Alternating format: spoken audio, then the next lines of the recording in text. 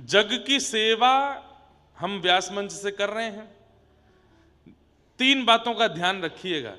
जीवन में भक्ति के पथ पर 3 चीजों का विशेष ध्यान रखो। जग की सेवा, खोज अपनी प्रीत हरि से कीजिए। ये 3 बातें आपके चित्त में हों तो आप भक्ति पथिक हो। सबसे पहले जग की सेवा, तो व्यासपीठ से हम जग की सेवा कर ले रहे हैं, पर दूसरा काम हमसे नहीं हो पा रहा था, खोज अपनी। वो एकांत में ही होता है। समाज में बैठ करके अपनी खोज नहीं होती, दूसरों की खोज चलती रहती है। ये तो ऐसा है, ये तो वैसा है, इसके अंदर तो क्रोध है, इसके अंदर काम है, इसके अंदर लोभ है, इसके अंदर मोह है। एकांत में जब व्यक्ति बैठता है तो 2 काम होते हैं, या तो वो विषय का चिंतन करेगा या अपने अवगुणों का चिंतन करेगा। इसलिए हमारे शास्त्रों में एक बात और आचार्य चरण कहते हैं कि आपका भजन कितना आपके जीवन को लग रहा है, ये एकांत में बैठ के पता चलेगा। एकांत में बैठ करके अपने आप चिंतन कीजिए क्या आ रहा है मन में। और एक बात और सुनिए, पवित्र नदी के तट पर हिमालय की गोद में बैठ करके तो हर किसी को भजन हो जाएगा। अपने घर के कमरे में बैठ करके, बिस्तर पर बैठ करके अकेले बैठ के चिंतन करो। वहां यदि विषय चिंतन हो रहा है तो इसका मतलब आपका भजन उचित नहीं है। एकांत में स्वयं से पूछिए क्या आता है मन में भाव, किसके प्रति क्रोध, किसके प्रति काम, किसके प्रति इच्छा, ईर्ष्या, लोभ, ये सब यदि एकांत में उत्पन्न हो रहा है तो इसका मतलब भजन नहीं है आपका। तो जग की सेवा, खोज अपनी प्रीत हरि से कीजिए। जिंदगी का राज है यह जान कर जी लीजिए। जिंदगानी का खिला मधुवन किसी का है दिया। मैं नहीं मेरा नहीं यह तन किसी का है दिया। बहुत सुंदर पद है, पूज्य पिताजी महाराज अपनी कथा में गाते हैं। मैं नहीं मेरा नहीं यह तन किसी का है दिया। जो भी अपने पास है यह धन किसी का है दिया। देने वाले ने दिया वह भी दिया किस शान से। देने वाला हमेशा देने में कुछ ना कुछ कंजूसी जरूर करेगा, लेकिन ठाकुर जी ने देने में बिल्कुल कंजूसी नहीं करी। देने वाले ने दिया वह भी दिया किस शान से। देने वाला कैसे देता है? व्यक्ति 50,000 की गड्डी भी देता है तो फटे पुराने नोटों को बीच में डाल देता है, ताकि एक तरफ से गिनेगा तो फटे नोट बीच के उसको पता नहीं चलेगा। बैंक में भी दे आते हैं ऐसे, इतने चतुर हैं हम लोग। और चलिए नोट गड्डी नहीं भी दे रहे और कुछ भी देते हैं तो उसमें भी हमको ब्याज की इच्छा होती है। और किसी किसी को ब्याज की इच्छा भी नहीं है, फटे पुराने नोट भी नहीं दिए तो उसको ये इच्छा रहती है कि ये जब इस वस्तु का इस्तेमाल करे तो ये बात कोट करके कहे कि मैंने दिया है। मुंह फुलाए बैठ गए पीछे, इधर देखो, यहां देखो, वहां नहीं देखो, इधर देखो। कथा सुनो ध्यान से। क्या है गो भैया, कौन रो रो है? यहां देखो, इधर देखो, कथा सुनो आप लोग भाव से। ठाकुर जी कृपा है। कोई ठाकुर जी की स्मृति में रो रहे होंगे। तो मैं क्या बता रहा था? क्या बता रहा था मैं? हाँ, ये होता है हमारे साथ। हमारा प्रवाह रुक जाए तो फिर हमको खोजना पड़ता है कहां था मैं। हाँ, तो कई लोग कैसे होते हैं, वो वस्तु देने के बाद में वो यही चाहते हैं कि ये सदा इस बात का ऋणी रहे कि मैंने दिया है। लेकिन ठाकुर जी नहीं। देने वाले ने दिया वह भी दिया किस शान से। एक आंख से भी दिखाई देता है हमको, लेकिन 2 दी ठाकुर जी ने। एक कान से भी सुनाई देता है, लेकिन 2 दिए। एक हाथ से ही कर्म करते हैं हम, 2 दिए। एक पैर से भी चला जा सकता है उछल उछल करके, 2 दे दिए। सब कुछ ठाकुर जी ने भरपूर दिया। आप कभी अपने जीवन पर चिंतन करके देखिए पॉजिटिविटी से, तो आपको लगेगा कि ठाकुर जी ने सब तो दिया, कुछ भी तो नहीं छोड़ा। फिर भी हमारी शिकायतें कभी खत्म नहीं हुई। देने वाले ने दिया, वह भी दिया किस शान से, मेरा है यह लेने वाला, कह उठा अभिमान से, मैं मेरा यह कहने वाला, मन किसी का है दिया, मैं नहीं मेरा नहीं, यह तन किसी का है दिया। तो जग की सेवा खोज अपनी प्रीत हरि से कीजिए, यह जिंदगी का राज है मान कर जी लीजिए। ये 3 चीजें अपने जीवन में ले आइए। जिंदगानी का खिला मधुवन किसी का है दिया। बंधुओं, आज ना एक बात हम आपको निवेदन करें, आपको भी, आस्था पे देखने वालों को भी और भक्ति पथिकों को भी। गोस्वामी तुलसीदास जी महाराज कृत ये विनय पत्रिका है, आज ही अपने घर पर मंगा लीजिए, या तो स्वयं मंगा लीजिए, नहीं तो खरीद लीजिए, जैसे भी आपको ऑनलाइन। और नित्य विनय पत्रिका में वर्णित एक पद आपको पढ़ना है। इतना अद्भुत है, इतना सुंदर है, इतना आनंदमय है कि आप सुख में भर जाएंगे। ऐसे ऐसे भाव उद्गार श्री गोस्वामी जी के यहां पर प्रकट हुए हैं। अब मैं अभी मंच पे आता हूं तो रोज यहीं से नैमिषारण्य से शुरू किया है, विनय पत्रिका कहीं से भी खोल करके एक कोई भाव जरूर पढ़ता हूं। एक इतना सुंदर भाव अभी अभी पढ़ने में आया कि गोस्वामी तुलसीदास जी कह रहे हैं कि राम नाम मुझे मीठा नहीं लगा, इसलिए संसार मुझे मीठा लग रहा है। यदि राम का नाम मुझे मीठा लगा होता तो संसार की नीरसता का मुझे अनुभव हो गया होता। संसार नीरस क्यों नहीं लगता है, संसार इतना रस में क्यों लगता है? क्योंकि राम रस अभी मुख पर आया नहीं है, इसलिए संसार मीठा लग रहा है। हमने पूरा नहीं पढ़ा, केवल एक लाइन ही पढ़ी, उसी से ही मुझे भाव आ गया मन में कि ये उचित है। गा दें? जो मोहे राम लागते मीठे, जो मोहे राम लागते मीठे, जो मोहे राम लागते मीठे, जो मोहे राम लागते। हनुमान जी को लग गए थे मीठे, इसलिए संसार में और कहीं रस लगा नहीं। लंका क्यों जला दी हनुमान जी ने?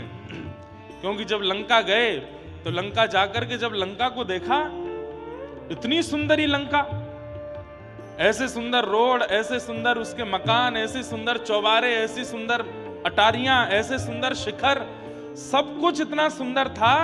सब कुछ सुंदर देखने के बाद में हनुमान जी ने मन में विचार किया, पूरी लंका इतनी सुंदर है पर राम विहीन है, राम नहीं है यहाँ पे। तो अकेले विभीषण जी का घर बचा, बाकी पूरी लंका जला दी। बोले जो राम विहीन है उसको राख होने की ही, राख होना ही पड़ेगा। मुझे वो प्रिय नहीं लगेगा जो राम विहीन है। हम आप अगर हनुमान जी की जगह गए होते कहीं दुर्भाग्य से, तो हम लंका में ही जाकर के रावण का ही पक्ष ले लेते। बोले कि हमने राम जी छोड़ दिया, अब तुम्हारे साइड के हैं हम। वो तो बढ़िया हुआ कि हनुमान जी गए। क्यों? उनको राम विहीन हर वस्तु नीरस लगती है। और हम आप सब लोगों को संसार में इतना रस क्यों आता है? क्योंकि राम अभी मीठे लगे नहीं हैं। जो मोहे राम लागते मीठे, जो मोहे राम लागते। तो क्या होता? तो नवरस 60 रस, रस अनरस, तो नवरस 60 रस, रस अनरस, नवरस सट रस सबका रस बेरस लगता, यदि राम जी का रस मुख को लग गया होता तो नवरस सठ रस रस अनरस, तो नवरस सठ रस रस अनरस, वे जाते सब सीठे, वे जाते सब, जो मोहे राम लागते मीठे, जो मोहे राम लागते मीठे, जो मोहे श्याम लागते मीठे, जो मोहे श्याम लागते मीठे। हे तुलसीदास प्रभु सो एक ही बल, तुलसीदास प्रभु सो एक ही रस, तुलसीदास प्रभु सो एक ही बल, तुलसीदास प्रभु सो एक ही बल, वचन कहत अति डीठे, वचन कहत अति डीठे। तुलसीदास जी कह रहे हैं मैं ढीठ होकर के राम जी से एक ही बात कहना चाहता हूं, तुलसीदास प्रभु सो एक ही बल, एक ही बल चाहिए, वचन कहत अति ढीठे, ढीठ होकर के कह रहा हूं क्या, नाम की लाज राम करुणा कर, राम की लाज राम करुणा कर, नाम की लाज राम करुणा कर, नाम की लाज राम करुणा कर, कहीं न दिए कर चीठे, कहीं न दिए कर चीठे, ओ कहीं न दिए कर चीठे,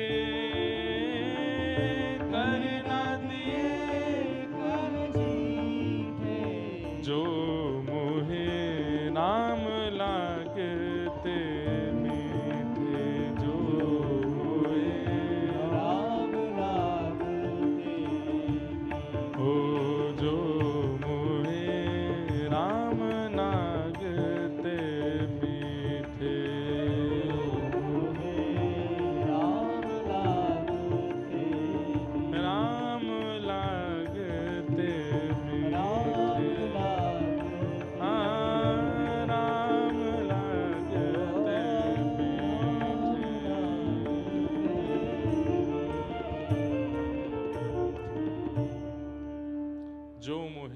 लागते मीठे। हमारे व्रज के श्री कुंभनदास, नाम सुना है, कथा में सुना। श्री कुंभनदास जी अपनी पत्नी के साथ पहली बार श्रीमद वल्लभाचार्य जी के दर्शन करने के लिए गिरिराज जी गए। सब लोग ध्यान से सुनो। महाप्रभु श्री वल्लभाचार्य जी से शरणागति लेने के लिए गए, ब्रह्म संबंध लेने के लिए गए हैं। और जैसे ही महाप्रभु श्री वल्लभाचार्य जी का दर्शन किया, श्री चतुर्भुज दास, श्री कुंभन दास जी देख करके इतने आनंदित हो गए, चरणों में प्रणाम किया।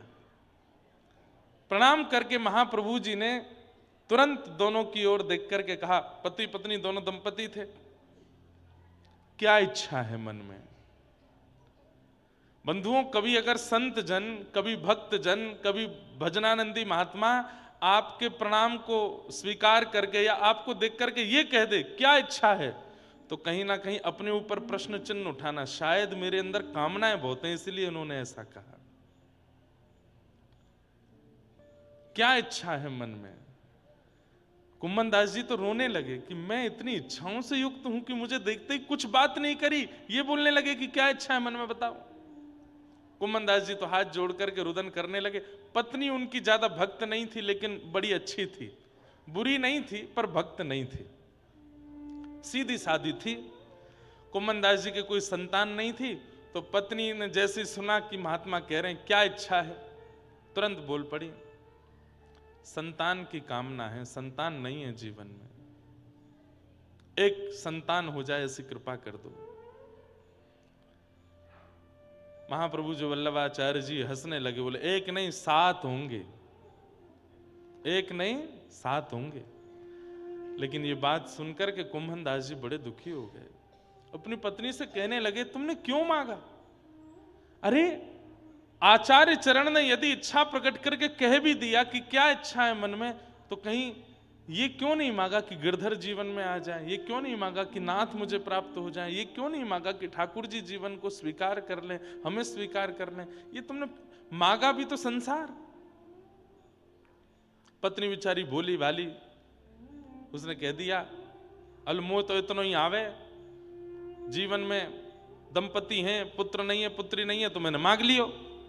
और कौन सा उनने एक ही वरदान की कही है, दोनों ने कही, दोनों के मन में कहा है मैंने अपनों मांग लियो, तुम अपनों मांग लो।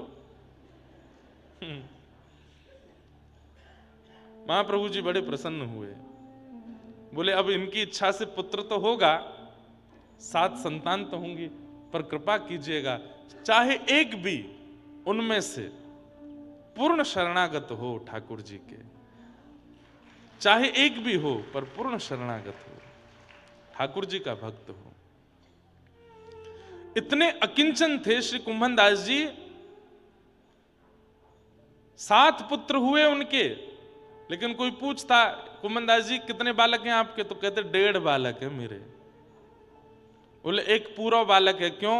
चतुर्भुज दास पूर्व भक्त है, सुबह से शाम तक ठाकुर जी की आराधना करे, वो तो मेरा पूर्व बालक है। और एक आधो बालक है। बोले क्यों? बोले मंदिर ना जावे, कथा वथा नहीं सुने, पर गौ सेवा करे, हमारे आधो बालक है। तो पूरे कितने? बोले बाकी के मेरे पुत्र नहीं है। क्यों? बोले ना मंदिर जावे, ना कथा सुने, ना गैया सेवा करें, 1.5 बालक है मेरे। कृष्ण प्रिय लग गए हैं, राम प्रिय लग गए हैं, नाम प्रिय लग गया है, सत्संग प्रिय लग गया है, तो संसार नीरस लगेगा। हमको लगता है, कब लगता है पता है? जब कथा सुनते हैं उतनी देर नीरस लगता है। और जैसे ही कथा में 1 बजता है, कहाँ है भंडारा, कहाँ बनो है आज, कहाँ मिलेगो, 7 दिन तक तो यूं ही लगता रहेगा कि 7वां दिन नहीं आवे, कथा पूरी नहीं होवे, लेकिन 7वां दिन आते ही लगेगा चलें भैया वापस घर। हाँ भाई बेटा, 7 दिन के लिए दुकान तुम्हारे भरोसे छोड़ के गए, कितनी कमाई करी बताओ। आपकी स्थिति पर मैं आपको डांट रहा हूं नहीं, मैं अपने ऊपर भी कह रहा हूं, हम भी ऐसे ही हैं। हाँ, पर बहुत कथाएं कर करके थोड़े थोड़े कभी कभी बहुत ज्यादा नीरसता आ जाती है संसार के प्रति। लेकिन अभी अच्छे से ठाकुर जी प्रिय लगे नहीं है, इसलिए संसार की बहुत विषय स्थिति प्रिय लग रही है।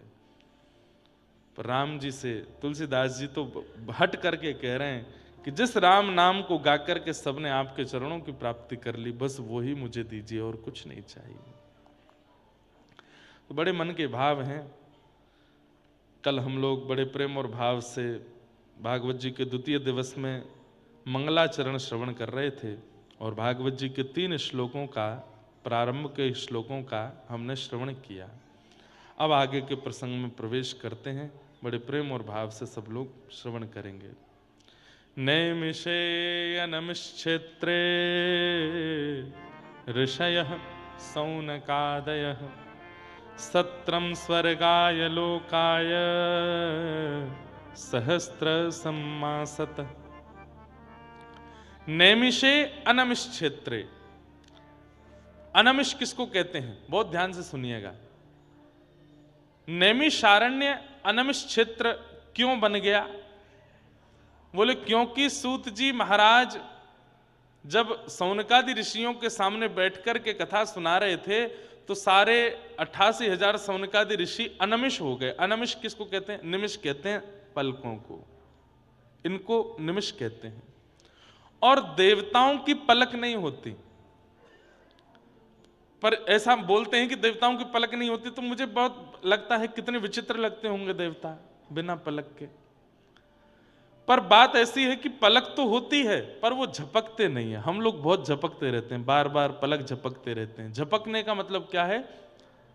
ध्यान केंद्रित नहीं है, इसलिए बार बार पलक झपकते रहते हैं।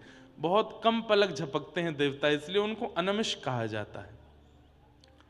कहते हैं कि ये सौनकादि ऋषि मानव कल्याण के लिए जो यज्ञ कर रहे थे अनमिष होकर के कर रहे थे, मतलब बिना ध्यान भंग हुए कर रहे थे, इसलिए नैमिषे अनमिष क्षेत्रे, अनमिष हो गया नैमिषारण्य। सत्रम स्वर्गाय लोकाय सहस्त्रम सम्मासत। स्वर्गाय, यहां स्वर्ग की प्राप्ति की भावना नहीं है। स्वर्ग भी जिस लोक का गायन करे, ऐसे वैकुंठ लोक की प्राप्ति हम मानवों को कैसे हो, उसके लिए वे सब यज्ञ कर रहे थे। तभी वहां सूत जी का आगमन हुआ और सूत जी से सौनकादि ऋषियों ने 6 प्रश्न किए। किम श्रेय शास्त्र सारः क स्व अवतार प्रयोजनम किम कर्म के अवतारस्य धर्मः कम शरणम गतः। ये 6 प्रश्न है। सबसे पहला, किम श्रेय, भगवान के अवतार का श्रेय किसको जाता है? ठाकुर जी किसके लिए अवतार लेते हैं? राक्षसों के लिए लेते हैं कि भक्तों के लिए लेते हैं? पहला प्रश्न। दूसरा प्रश्न, शास्त्र सारः क, हमारे हिंदू वैदिक सनातन धर्म में इतने शास्त्र हैं, इन सब शास्त्रों का सार क्या है? तीसरा प्रश्न, के अवतारश्च, भगवान के अवतार कितने हैं? चौथा प्रश्न, स्व अवतार प्रयोजनम, भगवान बार बार रूप क्यों बदलते हैं अवतार में, प्रयोजन क्या है? कभी राम बन के आते हैं, कभी कृष्ण बन के आते हैं, कभी परशुराम बन के आते हैं, कभी बराह बन के आते हैं, कभी नृसिंह बन के आते हैं, कभी कछुआ बन के आते हैं। इतने रूप क्यों बदलते हैं ठाकुर जी? जब सारे काम ठाकुर जी एक ही रूप में कर सकते हैं तो फिर बार बार रूप क्यों बदलते हैं? उनका प्रयोजन क्या है? किम कर्म, भगवान का कर्म क्या है? ठाकुर जी को कर्म गति तो होती नहीं, फिर उनका कर्म क्या है? और अंतिम प्रश्न, धर्म कम शरणम गतः, ठाकुर जी धर्म स्थापित करके गए, ठाकुर जी के जाने के बाद धर्म किसकी शरण में गया? कल रात्रि में हम जगन्नाथ मंदिर में बैठे थे, क्या अद्भुत वहां शास्त्रार्थ चल रहा था महापुरुषों में, और ऐसे ऐसे विषयों को लेकर के उनमें चर्चा चल रही थी कि सुनने वालों को बड़ा आनंद आ रहा था। हम 10-15 लोग ही बैठे थे वहां, खूब बढ़िया सुख मिल रहा था और शास्त्र मंथन वहां हो रहा था। शास्त्रों के नए नए भाव वे कहीं से कुछ ना कुछ कहे जा रहे थे। ठाकुर जी ने ऐसा कैसे कर दिया, भगवान ऐसे कैसे हो सकते हैं, ये काम कैसे कर दिया, सब बातें कही जा रही थी। अच्छा आनंद सुख मिल रहा था। तो ये 6 प्रश्न हैं, इन्हीं 6 प्रश्नों में कथा सुनाई गई। पहला प्रश्न क्या है? किम श्रेय, भगवान के अवतार का श्रेय किसको जाता है? किसके लिए ठाकुर जी अवतार लेते हैं? भक्तों के लिए कि राक्षसों के लिए? भक्तों के लिए। ये तो आप बोल गए ऐसे ही, लेकिन ठाकुर जी की क्रियाओं पर जब दृष्टि डालते हैं तो फिर किसको मार, अघासुर मारो, बकासुर मारो, धेनुकासुर मारो, अरिष्टासुर मारो। भगवान श्री कृष्ण ने जन्म लेते ही 6 दिन की अवस्था से ही मारना शुरू किया, पूतना के वध से प्रारंभ किया, शिशुपाल, दंतवक्र और जाने कहां कहां तक मारते ही गए। तो राक्षसों का वध कर रहे हैं? नहीं, मूल बात यही है कि ठाकुर जी भक्तों के लिए आते हैं। राक्षसों का वध वैकुंठ में बैठ करके भी किया जा सकता है, पर सबरी के बेर वैकुंठ में बैठ के नहीं खाए जा सकते, उसके लिए तो आना पड़ेगा।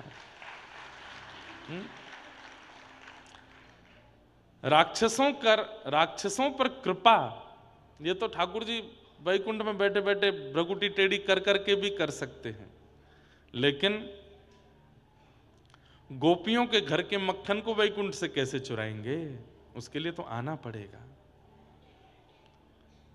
तो भक्तों के भाव की स्वीकृति के लिए ठाकुर जी का अवतार हुआ है, राक्षसों का वध प्रधानता नहीं है।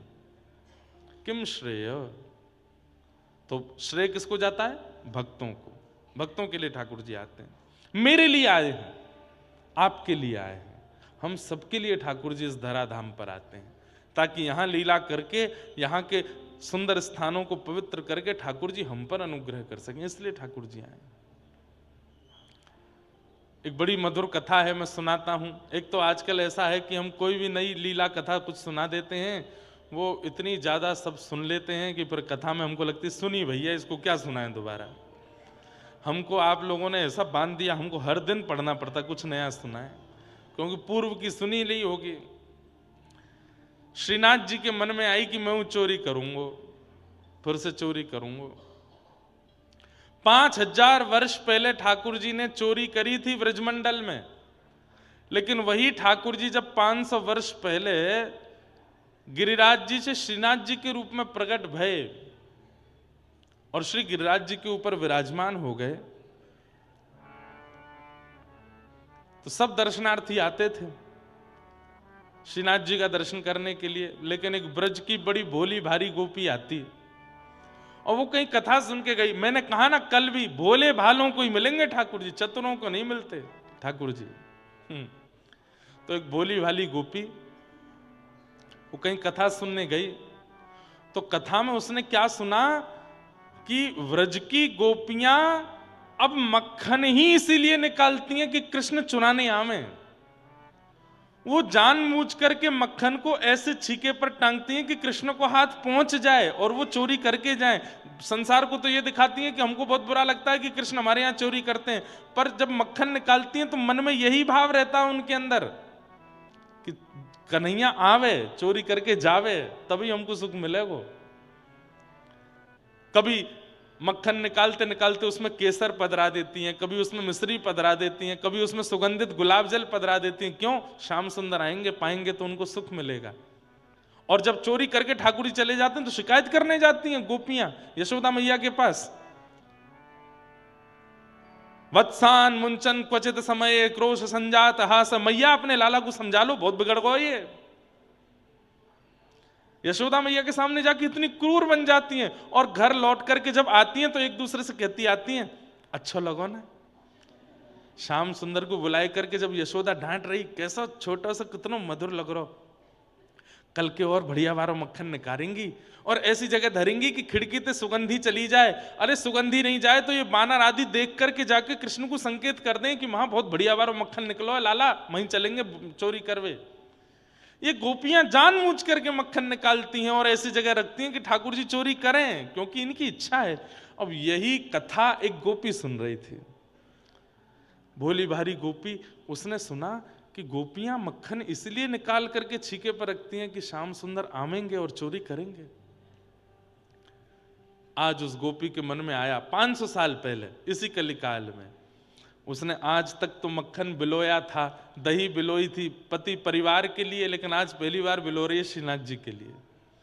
और बिलोते बिलोते मन में भाव आ रहा है, ऐसा मधुर मक्खन है श्याम सुंदर, कभी मेरे यहां भी आके पाए के जाओ।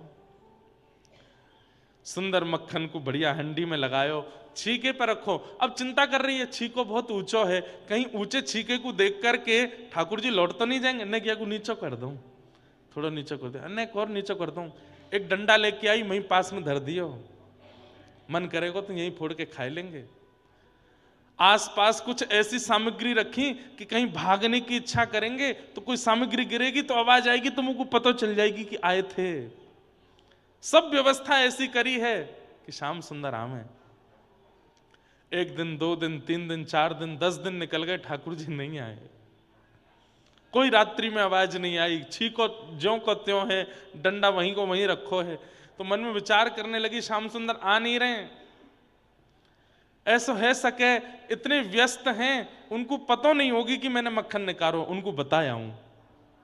तो छीके को अपने सिर पर लेकर के मंदिर दर्शन करवे जावे, और दूर खड़ी खड़ी छीके को ऐसे ऊपर को मुख जो है ठाकुर जी की ओर करे, बढ़िया वारो मक्खन है लाला। धोरी गैया चर के आवे गिरिराज जी पे, ऐसी बढ़िया बढ़िया औषधि खा के आवे, और फिर बाकी औषधि पेट में जाए करके दूध बने, वासों में दूध निकारूं, दही जमाऊं, वहां से मक्खन निकारूं। मक्खन धरो है, यहाँ में केसर भी है, मिश्री भी है, लाला आ जा। ठाकुर जी को जाकर के उसने ऐसा लोभ दिया कि सामने खड़े हुए श्रीनाथ जी के मुंह से लार टपकने लगी। और ठाकुर जी तो मूर्तिमंत खड़े हैं। कुंभनदास जी ये सामने बैठ करके मंजीरा बजाए कीर्तन कर रहे थे ठाकुर जी का। कीर्तन करते करते इनकी नजर ऊपर गई तो मूर्तिमंत ठाकुर जी के जब होठों से लार टपकती भई देखी तो ये नीचे से देख करके बोले जय जय कहा भयो। तो इशारे में बोले पर्दा कर तब बताऊंगा। पर्दा कियो, भीतर जाके पूछो कहा भयो जय जय। अब भीतर नहीं जाते थे, बाहर से ही दर्शन करते थे। बोले गोपी है, ऐसा मधुर मक्खन निकाल के लावे और पीछे तो लोभ दे करके मुंह को दिखावे। मेरा तो मन है रो बाकी आंखों मक्खन खा लो। अरे कौन सी गोपी मुझको पता बताओ, बात मक्खन मैं ले आऊंगा और हमारी इतनी बड़ी रसोई घर है, यहां बढ़िया मक्खन निकलवाए के भोग लगवाए दूंगो। ठाकुर जी बोले वाह में स्वाद नहीं आवे। अरे कुम्मना तेने कभी चोरी को खायो है? कुम्मनदास जी बोले कभी अवसर नहीं मिला चोरी का खाने का, आपकी कृपा प्रसादी मिल जाती वही पा लेते। बोले तो तू कैसे जानेगो कि चोरी को कैसे स्वाद हुए? अरे कुम्मनदास आज तू रसोई में करवाए के मक्खन खा और एक बार मेरे संग चोरी को खाए के आइयो, चोरी वारो स्वाद तू को इतनो भावेगो जीवन भर फिर चोरी करके ही खावेगो। कुम्मनदास जी बोले हमको चोरी नहीं करनी जय जय, और आपको भी नहीं करनी। ये कोई द्वापर युग थोड़ा ही है, द्वापर में ज्यादा से ज्यादा उखल से बंधे थे, यहां तो जेल है जाएगी सीधी। ठाकुर जी बोले ना ना मुझे तो चोरी करनी है।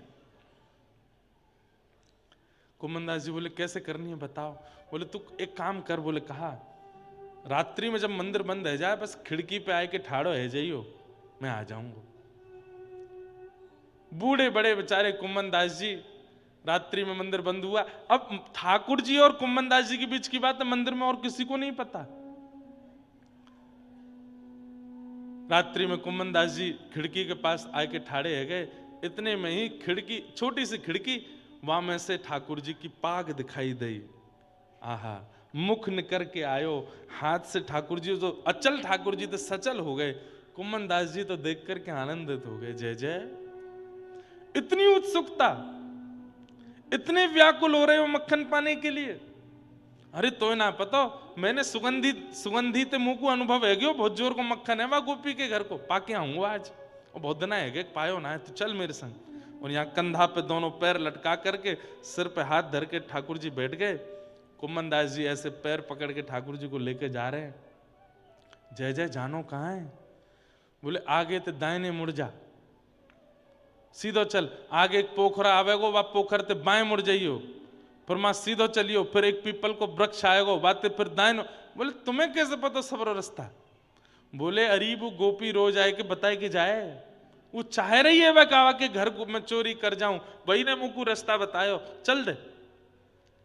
कुम्मनदास जी के बीच बीच में आंसू आ जाते हैं, कितनी बड़ भागनी है वो गोपी जिसके घर ठाकुर जी स्वयं चोरी करने जा रहे हैं। प्राचीन घरों में छत होती थी पर आंगन के लिए खुली होती थी, आंगन में खुला रहता था। ठाकुर जी और कुम्मनदास जी ऊपर से भीतर आंगन में आए गए। आंगन में आए करके धीमे धीमे ठाकुर जी देख रहे, कहाँ है छीको? कुम्मनदास देखियो। कुम्मनदास जी बोले जय जय वो रो? बोले हाँ वही है, चल आ जा, तू खड़ो है जा, तेरे कंधा पे मैं खड़ो है जाऊंगा, छीको हाथ में आ जाएगा, प्रेम से पाएंगे। कुम्मनदास जी खड़े हैं, ठाकुर जी के चरण पकड़ रखे हैं, ठाकुर जी खड़े है गए, छीको पकड़ करके ऊपर से मक्खन निकाल करके प्रेम से पा रहे हैं। कुम्मनदास जी बोले बहुत बढ़िया जय जय, अरे मैं आया हूं सहायक संग में मुकू पवाए दो नेक नेक। तो ठाकुर जी मक्खन निकाले, मुख से लगावे, और एक तो नवनीत और वहां में ठाकुर जी को अधनामृत चाट करके जो नेका हाथ में बच जाए, वाकू ठाकुर जी एक हाथ से छीका पकड़ के ऐसे नीचे करें, एक कुंभन आए मुंह खोल। अब मुंह तो पता नहीं चले तो कभी आंख में लग जाए, नाक में लग जाए, हाँ जे रो मुंह खोल ले आकू। अब कुम्मनदास जी मुंह खोलें तो ठाकुर जी अपने भुजा से उनको मक्खन पवा रहे हैं। कुम्मनदास जी तो खो गए, मंत्रमुग्ध हो गए, सुध बुध नहीं रही कुम्मनदास जी को, लड़खड़ाने लगे चरण। ठाकुर जी बोले का कर रो एने धीमो खड़ा रहे। अरे जय जय ऐसो अधरामृत दियो है आपने, अब पाम टिक नहीं रहे मेरे। अरे नेक देर और डटो रहे, नेक और खा लो फिर चल रहे। तो कुम्मनदास जी के मन में आई, मैंने इतने रूप देखे इनके, एक बार देखूं तो सही है चोरी करते भाई लगे कैसे हैं। तो जैसे ही अब कुम्मन दास जी तभी देखेंगे जब छोड़ के आगे चले जाएंगे। तो कुम्मन दास जी ऐसे पकड़े पकड़े नीचे से देखने का प्रयास कर रहे हैं, लग कैसे रहे हैं। तभी देखिए नाक पे मक्खन लगो, गाल पे लगो, यूं लगो, और इतनी उत्सुकता से तत्परता से ठाकुर जी मक्खन निकाल रहे हैं, पा रहे हैं, खूब सुंदर सुंदर नेत्र बंद करके मधुर मधुर पा रहे हैं। ये छवि देख ही रहे थे। इतने बेसुध होकर के ठाकुर जी मक्खन पा रहे हैं कि धीरे धीरे ठाकुर जी की धोती खिसकन लगी नीचे। जैसे ही ठाकुर जी की धोती खिसकन लगी तो कुम्मन दास जी बोले जय जय। बोले हाँ। ने कहा देर में हरि नंगम नंगा है जाएंगे ने, संभालो जय जय, संभालो संभालो संभालो। अब धोती नीचे खिसकी, कमर ते नेक नीचे आई। इतने में ही ठाकुर जी ने चतुर्भुज रूप धारण कियो, दो भुजा से धोती पकड़ी और दो भुजा से मक्खन पा रहे हैं। ऐसे चतुर्भुज ठाकुर जी के दर्शन आज तक कोई ने नहीं किए। कैसे हैं? दो भुजा से धोती पकड़ रखी है और दो भुजा से छीको पकड़ के मक्खन खाना नहीं रोकूंगा चाहे धोती उतर जाए। कुम्मन दास जी के नेत्र सजल हो गए और जैसे ही उस छवि को देखा, एक तो अधरामृत मुख में चला गया तो वैसे ही पाम नहीं ठहर रहे थे। अब चतुर्भुज रूप में ठाकुर जी की ऐसी लीला देखी, मक्खन के प्रति तत्परता देखी और ऐसे धोती पकड़े ठाकुर जी, तो कुम्मन दास जी तो बेसुध हो गए। और जैसे ही बेसुध होकर के लड़खड़ाए, ठाकुर जी बोले कहा कर रहे हो, कहा कर रहे हो, एक कुम्मना ने एक संभाल संभाल संभाल। इतने में तो ठाकुर जी हिले और छीके से मटकी नीचे गिरी, जोड़ते फूटी आवाज भई, पूरे घर के लोग उठ गए, चोर चोर चोर चोर चोर चोर। ठाकुर जी बोले भाजो यहां से भैया, कल युग है, यहां अगर मैं चोरी कर तो पकड़ोगे तो बहुत बुरा हो जाएगा। ठाकुर जी तो तुरंत उछल कूद करके छत के लांग करके भाज गए। कुम्मन दास जी यूं ही खड़े हैं। क्या छवि, मुख पे मक्खन लगो है, नाक पे मक्खन लगो, आंख पे मक्खन लगो है, और बस यूं ही ठाड़े हैं। इतने में गोपी आई, माने लालटेन जलाई। बोले अरे बाबा मोड़ा, तो शर्म ना आई है, इतने बुढ़ापे में चोरी कर भी आए हो यहाँ पे। लिए डंडा लेके महाराज कुम्मन दास जी में दो चार बार दर्द धर दिए। कुम्मन दास जी को दर्द नहीं है रोए। कुम्मन दास जी ने थोड़ी देर बाद नेत्र खोले और वह गोपी को देख करके चरणन में प्रणाम करके, तू है सखी बड़ भाग बड़ी, नंदलाल तेरे घर आवत हैं।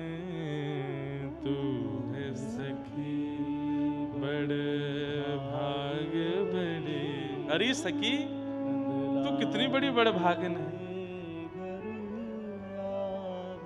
साक्षात ठाकुर जी, पूरा विश्व 56 भोग लेके उनके पास जाता है, पर वो तेरी मक्खन की हंडी को खाए के काजे तेरे यहां आए हैं। और तेरे यहां आए हैं ये बात एक नहीं है, कितनी तत्परता, कितनी उत्सुकता, योजना बना रहे हैं, ऐसे खाऊंगो, ऐसे चुराऊंगो, ऐसे लेके। अरे चतुर्भुज रूप प्रकट करके, जो चतुर्भुज रूप का दर्शन ठाकुर जी ने महाभारत के युद्ध मैदान में अर्जुन के अलावा युधिष्ठिर को भी नहीं कराया, वो चतुर्भुज रूप तेरे घर पे आए के प्रकट कर लियो, तेरे मक्खन को खावे के काजे। तू कितनी बड़ भागिन है। तू अपनो श्रृंगार करत है, तू अपनो श्रृंगार करत है, ये दर्पण हाथ दिखावत है, दर्पण हाथ दिखावत है। कुम्मन दास जी को ऐसा लगने लगा कि भाई या गोपी के घर में जितनी भी सामग्री हैं सब ठाकुर जी, और ये गोपी जो कुछ भी करती है ये नहीं करती, ठाकुर जी इसके लिए करते हैं। तू है सखी बड़ भाग बड़ी, नंदलाल तेरे घर आवत है।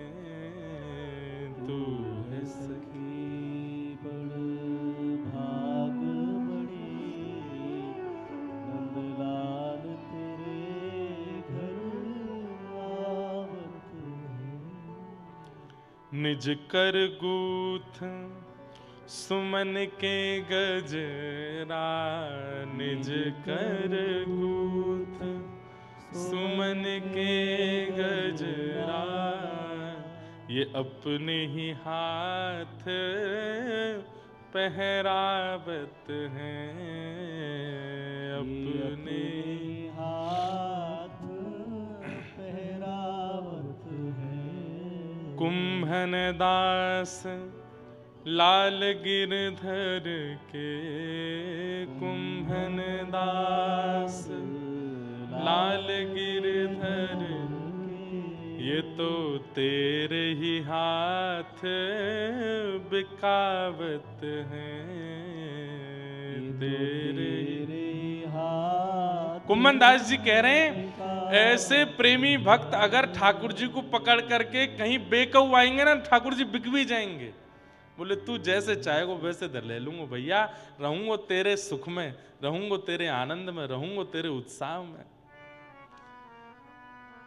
कुम्भन दास जी तो गोपी के पाम छू रहे हैं, गोपी ले ले करके डंडा मारे हैं, बाबा तो शर्म ना आई है, बुढ़ापे में चोरी कर भी आयो। कुम्भन दास जी कह रहे तो को कहा बताऊं, मैं नहीं आयो, मुकु लायो गयो, यहाँ पे कौन लेके आयो, तू मानेगी नहीं कौन लेके आयो। बोले नहीं नहीं बताओ कौन लेके आयो। चतुर्भुज चोट्टा चोट्टा ब्रज भाषा में कहते हैं चोर को, किसको कहते हैं, चतुर्भुज चोट्टा। ठाकुर जी आए, अब वो गोपी तो मान ही नहीं पा रही है।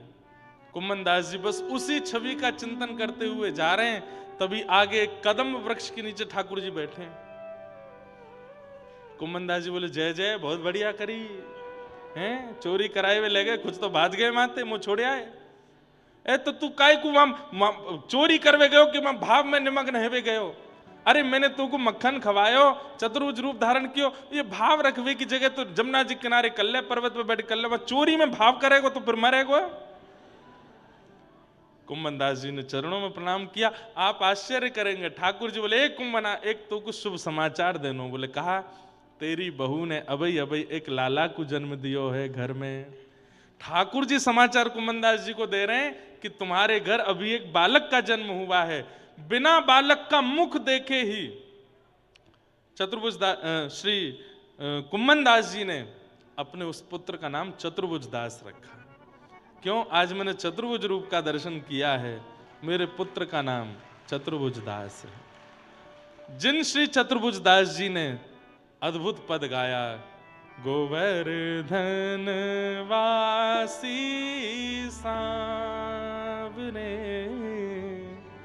गोवर्धन वासी सांवरे, लाल तुम बिन रयो न जाए, गोवर्धन वासी। अद्भुत है भैया, ठाकुर जी बड़े प्रेमी हैं। इसलिए किम श्रेय, राक्षसों के लिए नहीं आए ठाकुर जी। ये चोरी, ऐसी चोरी वैकुंठ में कर पाएंगे ठाकुर जी? वाके लिया तो ब्रज में ही आना पड़ेगा, वाके लिया तो वृंदावन ही आना पड़ेगा। इसलिए ठाकुर जी आए। शास्त्र सारह क, इन शास्त्रों का सार क्या है? अष्टादश पुराणेषु व्यासस्य वचनद्वयम् परोपकार पुण्याय पापाय परपीडनम। हमारे 18 पुराणों में 2 ही बात प्रधानता है, बहुत ध्यान से सुनो। परोपकार पुण्याय, दूसरे की सहायता करना, इससे बड़ा कोई पुण्य नहीं हो सकता। और अपने लिए जो चीज बुरी लगती है वो किसी के साथ करना, इससे बड़ा कोई पाप नहीं। इन 2 बातों का ध्यान रखो।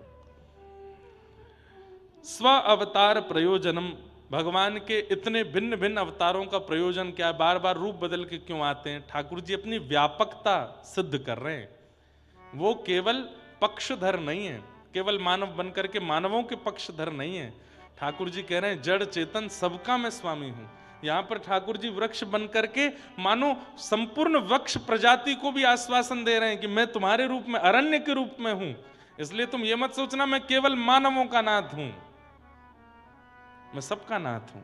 इसलिए ठाकुर जी सर्व व्यापकता में मछली भी बनते हैं, कछुआ भी बनते हैं, नृसिंह भी बनते हैं, बराह भी बनते हैं, अरण्य भी बनते हैं। सबरे रूप ठाकुर जी ने धारण किए ताकि सबकी आराधन का केंद्र मैं बन जाऊं। कहीं कोई ये ना सोच ले कि मैं केवल मानवों का नाथ हूं, सबका नाथ हूं। किम कर्म, ठाकुर जी करते क्या हैं? ठाकुर जी करते क्या हैं? गौ ब्राह्मण संत प्रतिपालक हैं। ठाकुर जी गौ ब्राह्मण संत और भक्तों के पालन करते हैं, उसी के लिए ठाकुर जी आते हैं। के अवतारस्य अवतारा यशंखेय। ठाकुर जी के कितने अवतार हैं? कोई एक आध दो 10 नहीं है, अनंत हैं। ठाकुर जी इस समय भी कहीं ना कहीं अवतार लेकर के कोई लीला कर ही रहे होंगे। अवतार असंख्य हैं। और अंतिम प्रश्न किया, धर्म कम शरणम गतः। ठाकुर जी के जाने के बाद धर्म किसकी शरण में गया?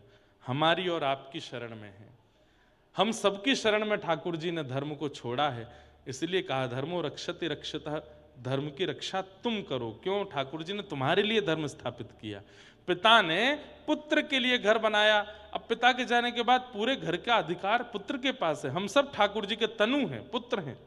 ठाकुर जी के जाने के पश्चात धर्म की रक्षा करना, सेवा करना, ये मेरा और आपका कर्तव्य है, अधिकार है।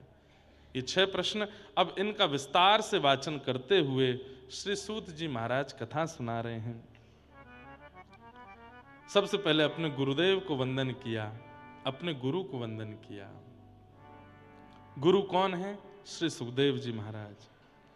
यम प्रव्रजन्तमनुपेतमपेत कृत्यम द्वैपायनो विरह कातरया जुहाव पुत्रेति तन्मयतया तर्वोऽभिनेदु तम सर्वभूत हृदयं मुनिमानतोऽस्मि।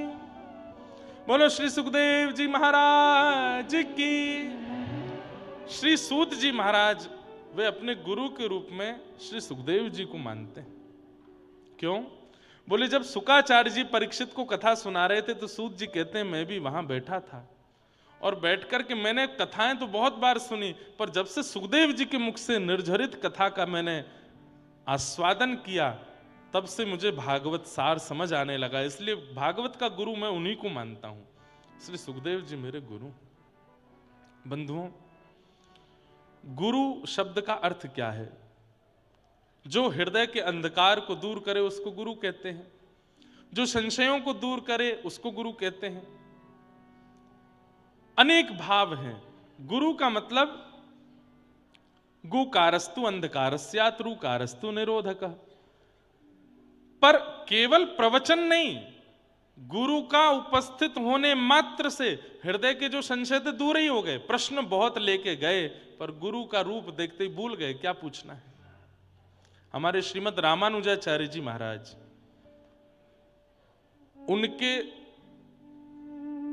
जामाता, उनके जमाई, उनका नाम था श्री लालाचार्य जी महाराज। भक्तमाल जी में खूब सुंदर प्रसंग आता है। श्री लालाचार्य जी, अब मेरे को छप्पे तो याद नहीं तो गा देता।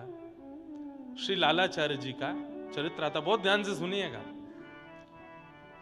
गुरु की वाणी, गुरु के शब्दों पर अगर शिष्य विश्वास कर ले तो प्रयच्छति गुरु प्रीतो वैकुंठम योगी दुर्लभम। इस बात का प्रमाण ये कथा है। तो श्रीमद रामानुजाचार्य जी महाराज के जमाई थे, जामाता थे श्री लालाचार्य जी, परंतु उन्होंने आचार्य चरण से दीक्षा भी ग्रहण कर ली। इस नाते से रामानुजाचार्य जी गुरु भी हैं।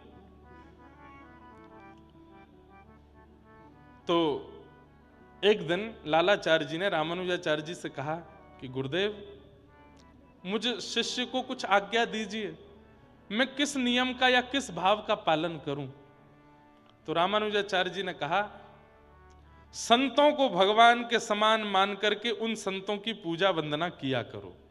क्या कहा? संतों को भगवान मान करके उन संतों की पूजा वंदना किया करो। तो श्री लालाचार्य जी नीचे नजर करके बैठ गए, संकोच में आ गए। रामानुजाचार्य जी बोले क्या हुआ? बोले मैं झूठ नहीं बोलूंगा, बहुत बड़ी बड़ी बातें आपके सामने नहीं करूंगा, पर क्षमा करें, भगवान भगवान है, संत संत है, मैं संतों को भगवान नहीं मान सकता। तो रामानुजाचार्य जी को यह बात अच्छी लगी। बोले कम से कम कपटी तो नहीं है, झूठ तो नहीं बोलना मेरा। नहीं तो कई शिष्य तो ऐसे होते हैं, गुरुजी कुछ कह दें, हाँ हाँ गुरुजी जो आज्ञा, गुरुजी आपने जो कह दिया सो ठीक है, मन में भाव नहीं है, पर गुरुजी के आगे ऐसे दिखाएंगे कि गुरुजी जो कह दें सो स्वीकार है। पर श्री लालाचार्य जी ने अति दीनता पूर्वक निवेदन करते हुए चरणों में प्रणाम करके कहा, भगवान भगवान है, आपकी बात सत्य है गुरुदेव, मैं उस पर संशय नहीं कर रहा हूं कि संतों को भगवान नहीं मानना, संत भगवान ही होंगे, पर शायद मुझ में दोष है, मैं संतों को भगवान रूप में नहीं देख पाऊंगा, मुझ में दोष है, इसलिए आप कोई और आज्ञा कर दो। तो श्री रामानुजाचार्य जी बोले तो एक काम करो, संतों को भगवान नहीं मान सकते तो संतों को गुरु समान मानो। जो निष्ठा मुझ में है, जो श्रद्धा मुझ में है, जो समर्पण मुझ में है, वो निष्ठा समर्पण वो संतों में रखो। जैसे मेरे घर पर आने पर तुम मचल जाते हो, आनंदित हो जाते हो, चरण धोते हो आदि आदि, जो वैसे ही संतों को भी मेरा ही स्वरूप मान करके, गुरु स्वरूप मान करके आराधन करो। तो लालाचार्य जी सिर खुजाने लगे, थोड़े नीचे नजर करके बैठ गए। बोले क्या हुआ? बोले गुरु गुरु है, मैं एक गुरु को सब रूपों में नहीं देख सकता, ये भी मुझसे नहीं हो पाएगा।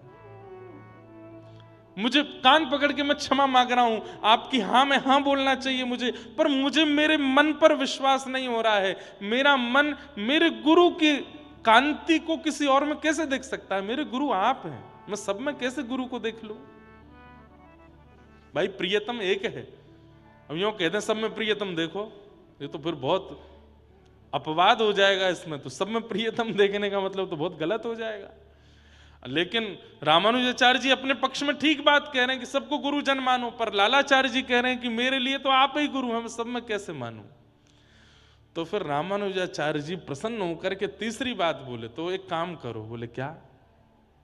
बोले जैसे भाई है, जैसे बड़े भाई हैं, छोटे भाई हैं, मित्र हैं, सखा हैं, संबंधी हैं, घर के संबंधी हैं, उन घर के संबंधियों को आते देख तुम अति प्रसन्न हो जाते हो, ऐसे ही संतों को अपना संबंधी मान करके देखना शुरू करो। लालाचार्य जी बोले जय हो गुरुदेव की जय हो। ये मैं कर सकता हूं, किसी संत को फूफा मान लूंगा, किसी संत को जीजा मान लूंगा, किसी संत को भैया मान लूंगा, कोई छोटे साधु होंगे तो उनको छोटा भाई मान लूंगा, किसी को भतीजा मान लूंगा, किसी को देवता मान लूंगा, ऐसे ऐसे। हाँ ये संबंध मैं कर लूंगा। तो बोले तो फिर यही करो, आज से जितना साधु तुमको दिखे, जितने संत दिखे, जितने महापुरुष दिखे, सब तुम्हारे संबंधी हैं।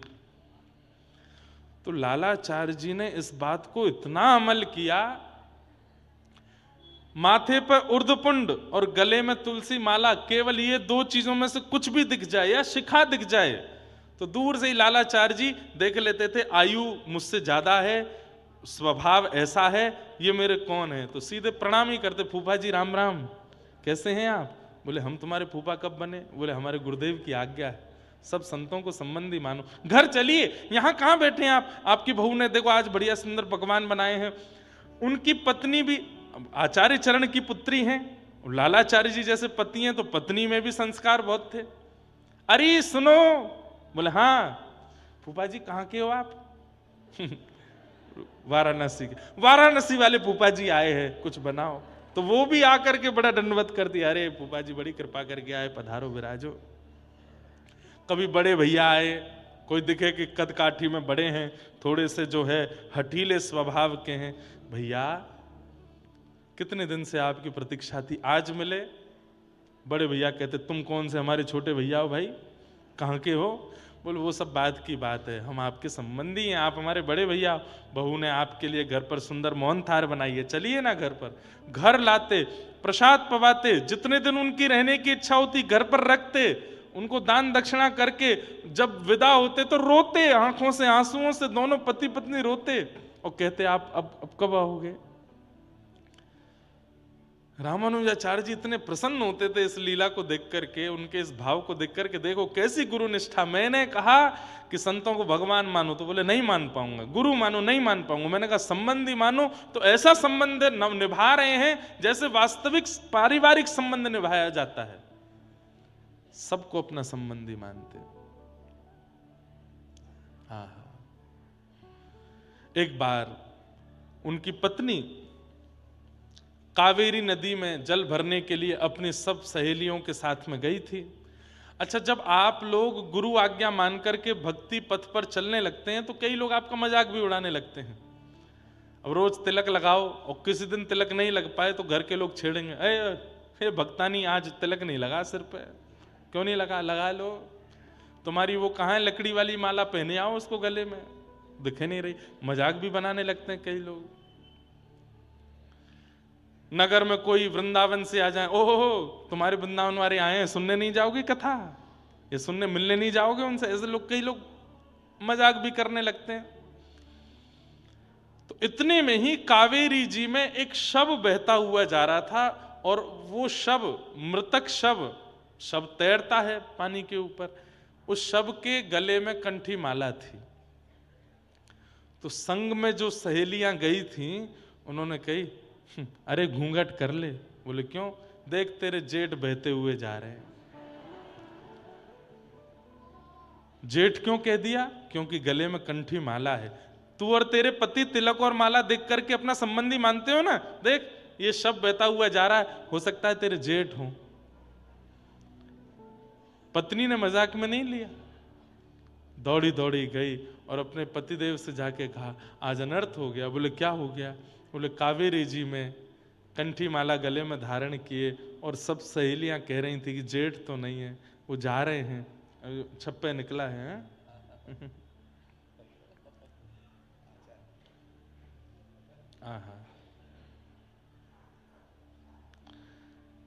चार दिग्गज महंत, उनके विषय में ये सब भाव कहे। पहले सुना दें कथा, फिर उसके बाद छप्पे कहेंगे। तो कहाँ, क्या बता रहा था मैं? हाँ, तो शव बहता हुआ गया तो पत्नी ने जाके श्री लालाचार्य जी से कहा।